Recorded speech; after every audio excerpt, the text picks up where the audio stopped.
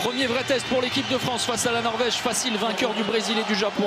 Les Bleus retrouvent leur bourreau du dernier Euro en jeu, la première place du groupe A, importante afin de s'ouvrir un tableau final plus aisé. Les experts désormais orphelins de Luka Karabatic, forfait jusqu'à la fin du mondial, vont devoir réaliser un grand match pour renverser des Norvégiens. Logique vainqueur de la Russie hier, la défense française sera la clé d'une rencontre indécise afin de museler une base arrière de feu incarnée par le génial Sander Sagosen. Les Français devront également être conquérants et adroits en attaque afin d'user une équipe qui n'a eu que 20 heures de récupération et ça débute plutôt bien. Avec une perte de balle, un côté norvégien, on avait cherché à l'intérieur Bjartmir Myhrvold, c'est un classique, Lucas Ballot. Et bien voilà, très rapidement, les Bleus s'illustrent moins d'une minute et la France trouve la solution par l'intermédiaire de son ailier Lucas Ballot.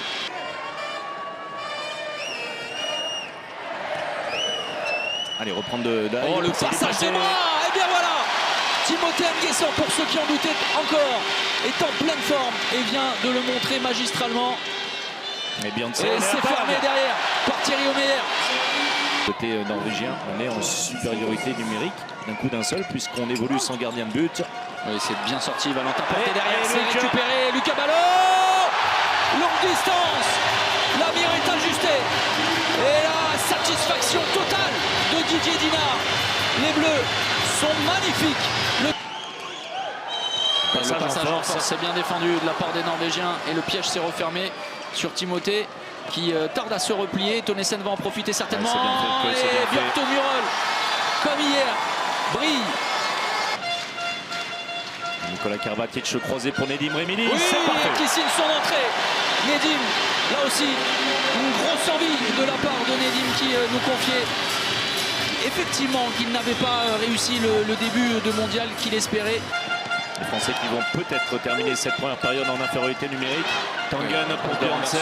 C'est bien joué. Et bien voilà, Thierry Omeyer qui a patienté, on vous le disait, de nombreuses minutes. Et là aussi, il fait se lever, s'émouvoir le public nantais au diapason de toute la grinta du gardien de l'équipe de France. C'est l'une des premières situations où on voit Sagosen surjouer. L'intervalle externe est trouvé cette fois. Nedim Remili lancé pleine puissance comme lors de son premier ballon touché en première période. Grosse impression également laissée depuis l'entrée en lice dans cette rencontre de Nedim Remili. Le temps mort de Christian Berge. La France possède 6 buts d'avance. Et on a l'impression que plus le temps avance, et bien moins ce sera le cas. Contermae sur un poste de demi-centre qui travaille autour de Sorano. Les Norvégiens n'y sont pas. Et l'équipe de France fait le spectacle à l'image de Mikael Guigou.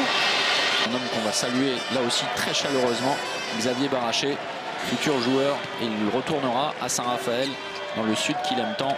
Et l'un des grands absents de cette sélection. Mais alors lui est bien présent. Et de quelle manière la bête sauvage s'est échappée.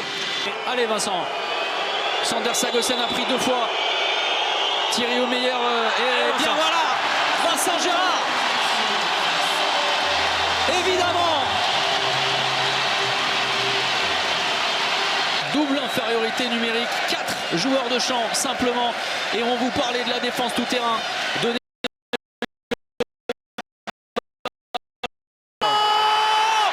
L'oubli total. Il n'en fallait pas plus à Mikael Guigou pour mettre un terme définitif à cette rencontre. C'est bien. La France va s'imposer. Succès énorme des Bleus. 31-28 dans une All XXL phénoménale.